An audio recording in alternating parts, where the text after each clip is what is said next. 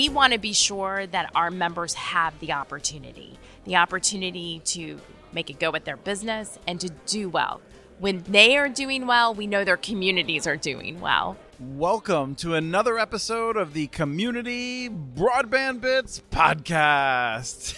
I'm Christopher Mitchell at the Institute for Local Self-Reliance, normally in St. Paul, Minnesota, but today in Houston, Texas again for the Broadband Communities in the Harrison Edwards studios of the Broadband Communities. That's the folks in the background or other podcasts and stuff.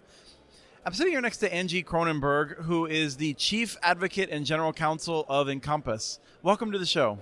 Thank you so much, Chris. It's really been a pleasure to be in Houston with you for this fantastic conference at Broadband Communities. I'm excited that you still have some energy after 2 hours of you had like a speed dating panel thing? It was about 2.5 hours, and it was really intense, but it was a lot of fun because we covered things from the affordable connectivity program to overbuilding and what it means to really bring competition to consumers and small businesses, ensuring that they get access to high-speed broadband networks, which, by the way, everyone needs. Right. We need it to run our businesses. We need it at home so we can school at home, do healthcare at home. So it's been a lot of fun talking to people, but to have that session, and thank you for joining that session with us to talk about, quote, overbuilding. Right. It was a very good way to wrap that up, I thought. First of all, I thought that was great. And one of the reasons I just wanted to have you on was I hadn't seen you run a panel before, and it was terrific because I'm super critical of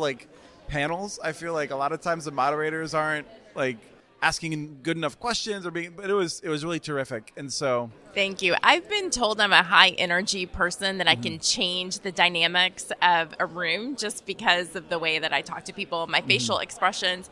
You've known me a long time. I am a very expressive person. Yes. It was a lot of fun though to have these experts on these various issues who could present the topics and then I get to have interactions with. Right. And so it was just really being able to get down deep into the details. And then we had an opportunity for the audience to ask questions as well. That keeps the audiences engaged.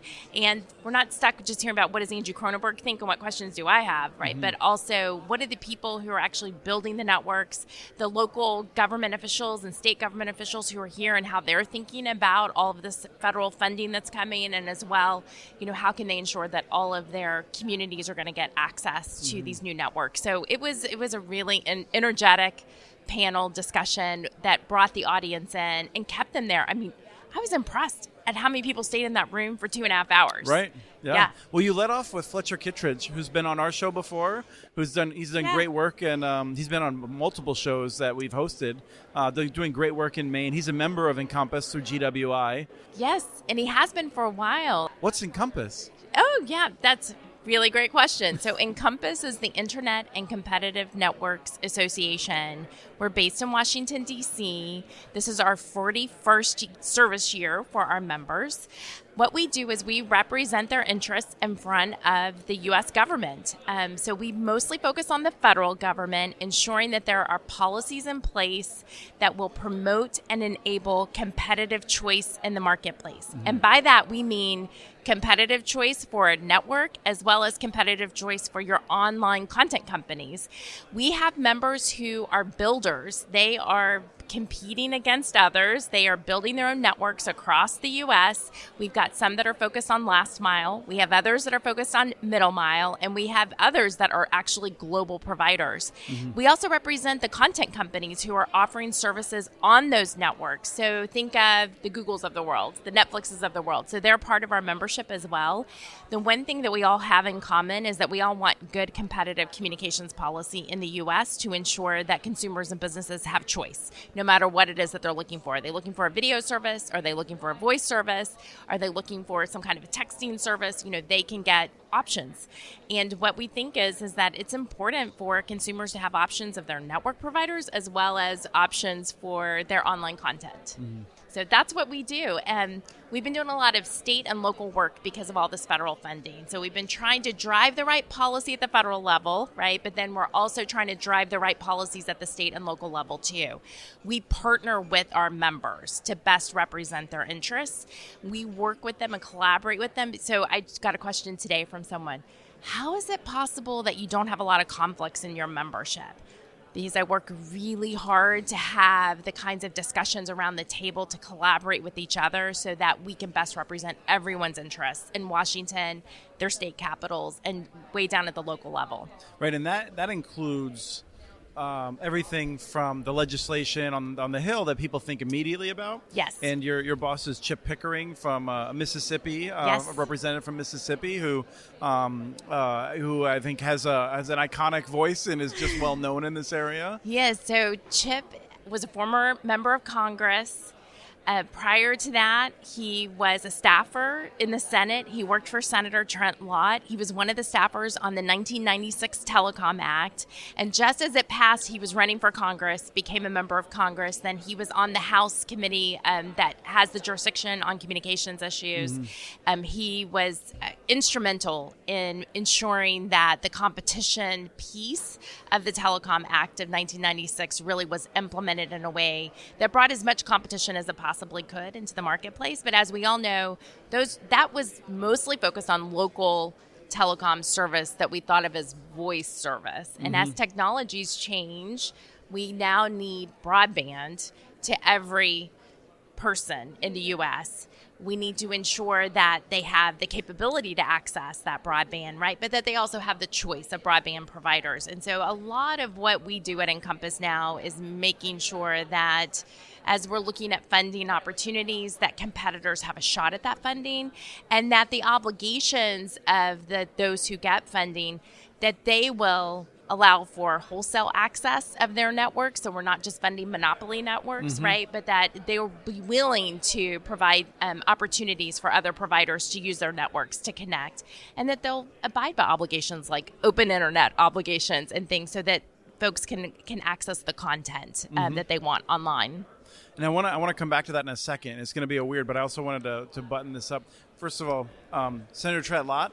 Yes. Definitely focused on internet, on voice, but also, like, I remember I look back at the legislative history because I was trying to get a sense of the whole municipal involvement. He was very excited about municipal electrics being able to get involved to provide broadband services. Absolutely. That was a big priority for him. There were restrictions in the law. You know, cable couldn't compete against voice, the telcos, and telcos couldn't compete against cable on video.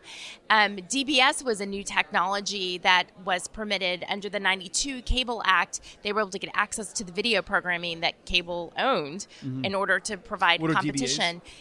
Direct broadcast satellite service. So think of Dish and DirecTV. You know, those services wouldn't have succeeded but for Congress setting some rules in place that allowed for competition. So they were anticipating that we would see additional services coming. And at the time, they called broadband advanced telecom services. Right. We all call it broadband now. But so Congress was anticipating that they were setting the groundwork for more competition and setting the groundwork for advanced technologies to come.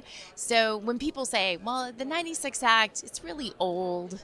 You know, it's 20, I can't do the math, 27 years old now, 26 years old now.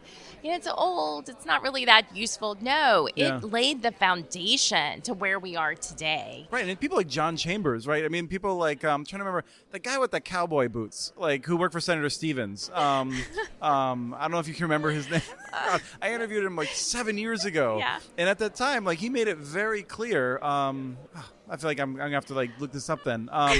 Like, they knew what they were doing, and they had a specific vision. And, of course, like, there's always a challenge because, like, Congress can have a vision, but the executive branch and the courts will do what they're going to do with it. So right, and the agencies have to implement the laws ultimately, right? And we do need expert agencies like the FCC, like the NTIA, and now we have the states and localities so involved in this deployment. So there are a lot of different areas for us to be advocating and making sure people understand the history, right, as well as the intent and the opportunities to improve. I see this as an evolution, right? We're constantly evolving. We need to make sure that we remember the intent and the purpose, but that we evolve to continue to improve and ensure that there's access to network, access to competitors, access to opportunity. We talk about competition in the U.S., but it's also important to remember, like, with competition, we get better service, but it helps us compete internationally, too, because internationally, you know, they are building network making sure that they have the new technology so that they've secured their future, we need to be doing the same thing in the U.S. The guy in the cowboy boots that I was referencing is Earl Comstock, who is on back in, it was episode 89 in 2014 where we talked about some of this stuff back in the day. Yes. So you do a lot of stuff on the Hill, but also your background, you worked at the FCC. I did. You have a real good sense of everything that's going on there. So this is something like you're involved in all of these different agencies, making sure that we're getting the right policies that we need. Yeah, just by way of my background a little bit, I had the honor to work for former FCC Commissioner Mignon Clyburn at the very beginning of the Obama administration. So I spent 4 years working with her on staff, representing the American people, ensuring that they had access to broadband as we knew it then, which was much slower and very different than what we think of today. Universal service was a very important issue. We were reforming all the universal service programs so that we could begin to fund broadband networks and broadband service. She was chair of the 3 joint boards that the FCC has with state commissioners, so I got to work directly with state commissioners on these issues. It really was a foundational experience for me and helped me tremendously to move from the role of being the lawyer's lawyer, which I was in private practice at a law firm, to really putting on the hat of being a policymaker and how to think about these issues as a policymaker. And from the consumer perspective, I mean, she's known as being the commissioner on behalf of consumers. And that was a fantastic experience working with her. I've had the pleasure, recently she's been working with us on one of our campaigns at INCOMPAS called Broadband. And Broadband, we started up to help support the funding that was coming from the American Rescue Plan as well as the infrastructure bill, really trying to convince Congress that we needed to be funding fiber as far as possible, because fiber, too, is the foundation for so many of the technologies, including 5G, ultimately 6G. We're going to need a lot of fiber in the U.S. Other countries have set fiber goals as well as gigabit speed goals. Right. And we were concerned, that if we as the U.S., if we're going to spend these billions of dollars and we don't put the thumb on the scale on fiber, we're going to regret it. And so we started at Broadband, working with our member companies, Chip Pickering, my boss, and former FCC Commissioner Mignon Clyburn, our co-spokespeople for the campaign. So we sent them out and about to go talk to people, as well as to just bring to light the important stories of what our member companies are doing. They're bringing fiber to communities that have been left behind, that no one had been building fiber to. It's really exciting, when they go and they partner with the local communities to build that fiber and bring access. It now ensures that school children there can have access to any information around the world, right?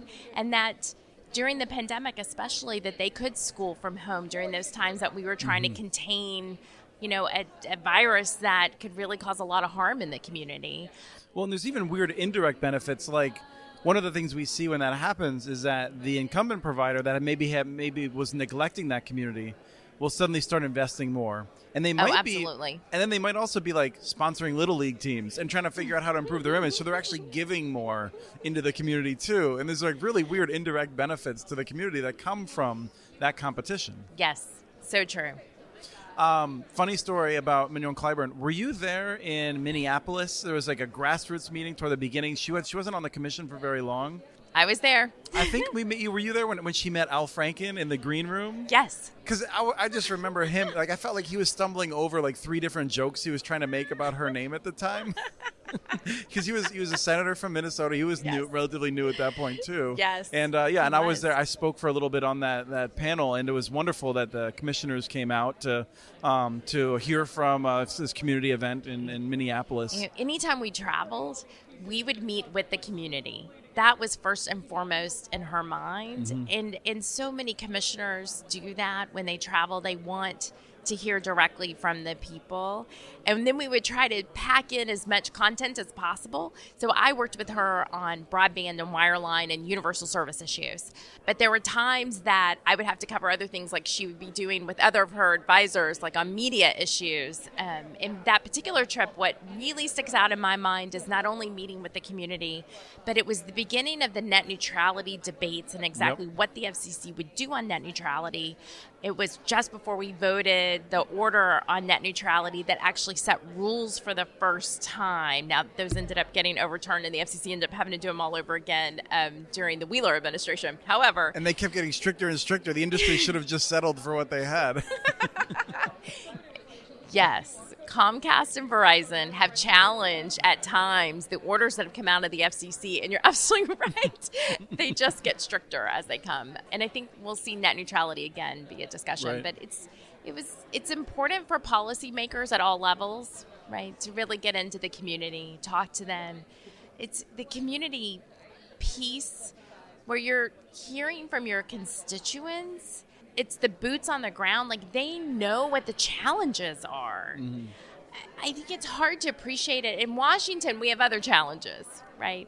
But to really be able to talk to them, to listen to them, to take those ideas, as well as seeing what concepts have worked, and then bring that up, shine a light on it so other communities are aware of it as well. And then how can we inject those ideas into the federal policy so that we can do a better job across the nation? Right. It was really such a unique experience. I say, as much I do love my job now, but working for a commissioner of the FCC is by far, the best experience of my career. And Mignon is incredible. And we'll get back to INCOMPAS one second. But the last thing, I feel like I can't ever talk about Mignon without recognizing that she picked up the prison phone justice issue, and no one else would, right? It's because when you're an FCC commissioner, you have 10 things you want to do. Realistically, you can focus on 3 and maybe win on 2, I'm guessing. And to make prison phone justice such a big issue was just such a sign from her that she viewed it as important, when other commissioners I'm sure agreed with her, but they're like, I'm going to spend my time on this other thing that's more likely to succeed or this or that. But the fact that she made that such for people who aren't aware, this is a totally horrible system that just results in higher crime rates, and it's just there's no good outcomes except for a few people get rich on it. So I always commend her for that. Well, thank you. She deserves a lot of credit. So when she was a state commissioner in South Carolina, they reformed the in-state rates for prisoners, and it's really the families who are paying these rates. And she saw it from that perspective and the good that came about as a result of those reforms. So she knew if we could do it for the interstate rates that consumers have to pay in order to stay in touch with their loved ones, that it could really make a difference for them. Mm-hmm. And it was a real honor to work with her on that issue. And this is about keeping families together. So is broadband, right? This is really about this basic communication ability for people to stay in touch with each other, no matter the circumstance. And we need to recognize that incarcerated individuals oftentimes are the breadwinners of their families, but also that they need that family connection. It will help them reform. Right. She recognized that. And so it was a real pleasure to work with her on that issue and to make a difference in people's lives. I mean, that was a real difference that we made in people's lives. Yes. And there's so much more that I could spend a while talking about that, because I feel so strongly about that as well. Just the fact that it's counterproductive as well as cruel, is 2 separate things. But the one of the things that you mentioned on the panel gets back to what you were starting to say about the wholesale requirements for the new networks that are being built. Yeah. And so I want to touch on that because you mentioned the post office. So can you walk us through why the post office is relevant for this discussion? Oh, sure. So in this discussion that we were having about overbuilding, the question had come up, what can we do to ensure that those who are being funded aren't just providing a monopoly service and aren't really, meeting all the needs of everyone in the community. So one of the things that we have suggested is that follow the 96 Act model, and that is require that the funding is tied to these obligations that they provide service as a wholesale matter to other ISPs. So today we represent a number of providers in the marketplace who deliver service to customers who have multi-locations throughout the U.S. And one of our member companies, Granite Telecommunications, that's based in the Boston area, provides service to every single U.S. post office across the nation. And the beauty of it is that they are one service provider. So the U.S. Post Office only has to call Granite to get their service and to be able to, deal with any particular issue that comes up with their service. So as the U.S. Post Offices get served now with broadband access through potentially this funding that's coming, we want to be sure that Granite can continue to be their service provider and be able to offer service to all of them across the U.S. So as those post offices get the upgrades and they go from, dial-up to now broadband access, we want to be sure that Granite can still be their service provider. So what they do is they aggregate. They deal with every single ISP across the nation to make sure that they can provide the service that's available. And in some instances, Granite's able to build and provide the connection themselves, but in many of these instances, it doesn't make a lot of business sense for there to be a number of builders, right? It only makes business sense for there to be one, but they should provide wholesale access. Some folks say, well, we don't really want to regulate rates. Well, this isn't regulating rates. This is you're going to make available wholesale, which you already make available at a retail level. And this is stuff that the states are very familiar with because it was in the 96 Acts. Pretty simple to abide by, so we don't think it's really difficult on the enforcement issue. The big companies do this already, right? Yeah. So like let's say that, I don't know how I'm sure you probably have noticed some specific examples, but I'll just make one up, right? AT&T has a contract with like Marriott or something like that, right? Yeah. And like there's a bunch of cities where AT&T doesn't have a lot of fiber. They probably have a deal with another like tier one telco in which they get it, right? And so like they do this regularly because they have these national contracts. Yes, absolutely. So it's something that all the carriers are very familiar with. This won't be hard to implement, and it just ensures that there's a level of competition and that we're not just funding monopoly networks. Right. So as we're wrapping up, we've already taken more time than I thought, just because it's wonderful talking to you. Likewise. The Fletcher Kittredge joined, and you have a story about like how he came to join. Thank you for coming back to that.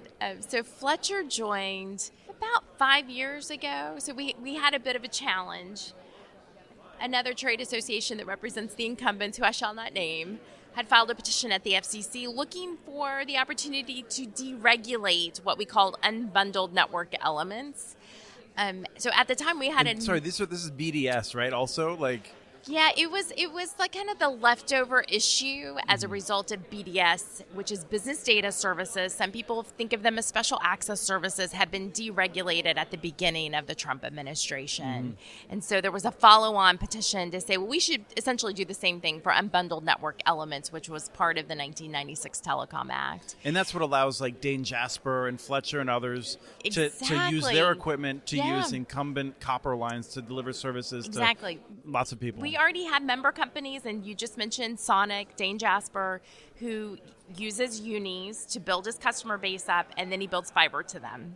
We began to work on this issue, and a number of companies didn't have any representation in the docket, and so Fletcher Kittredge was one of them. GWI came to us and said, hey, we see you're working on this. We want to work with you. A number of other companies as well. There were different unbundled network elements that were impacted, but we were able to bring this coalition together and say to the FCC, like, look, we have all these network changes and all these technologies that are coming on board, and we need more time to make sure everybody has time to build to their customers. So we were able, and it turned out the proceeding, well, at times, you see a petition and you think, oh, this is going to be difficult to work on. And it was at times, but we were able to negotiate an arrangement with the other trade association and its member companies to allow some additional time so folks could begin to transition off of the incumbent telcos unis and give them time to build and transition their customers. Now, in some situations, there hasn't been enough of an economic case for them to build their own network. Perhaps with some of this funding, there will be an economic case. So some of it has been transitioning customers back to the incumbent telco as they've not been able to make other kinds of wholesale arrangements that are not regulated rates. But it did help us build up our membership and bring on these new companies. And Fletcher Kittredge and GWI is one of them. And as you've heard, his company has been building fiber throughout the Northeast. They've taken funding in some situations, and they're looking at funding opportunities now through these new programs that are coming on board. And then we have other member companies that are more what I would describe as middle mile fiber companies, who I think, even if they aren't looking at the funding directly, they will be working with those who are getting the funding to help them build. Because many of them, that's what they do. They're builders, so they'll be building fiber.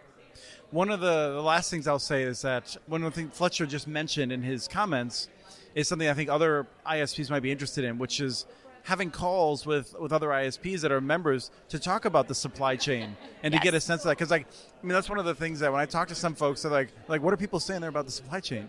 What's going on? And we host a weekly call with our members where we're telling them, here's what's going on, here's what we're doing. You expect to see a draft from us on X, Y, and Z. But it gives them a chance to talk to each other and about what they're thinking. And in fact, Fletcher, he regularly attends those calls.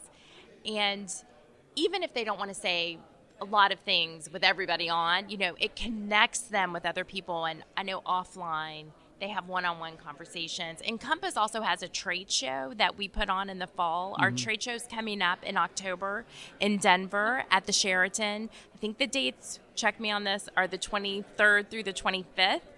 So encourage those who are listening to take a look at our website about information about that. We just hosted our policy summit in early February in person in Washington. We always have it winter into spring in Washington, so look for that next year. We also have webinars. Those are free, so take a look at our website and you can see the content that we run. If you're an ISP and you don't have someone that's representing you in Washington and at the states and the local communities, feel free to reach out to us. We'd love to hear from you. You could still be a member, I'm guessing, even if you're a member of the American Cable Association or something like that. Oh, absolutely. No, and we have several members that are members of several. So, Sonic, for instance, has been a member of Fiber Broadband Association and INCOMPAS at the same time. I think associations do different things for their member companies. So you may get one thing out of one association, but something very unique out of INCOMPAS. And what I have been told INCOMPAS does very well is we have a lot of information about what is going on. We actually represent our member companies' interests before the government agencies, and we've really made a difference on the policy outcomes for our members. We want to be sure that our members have the opportunity to make a go at their business and to do well.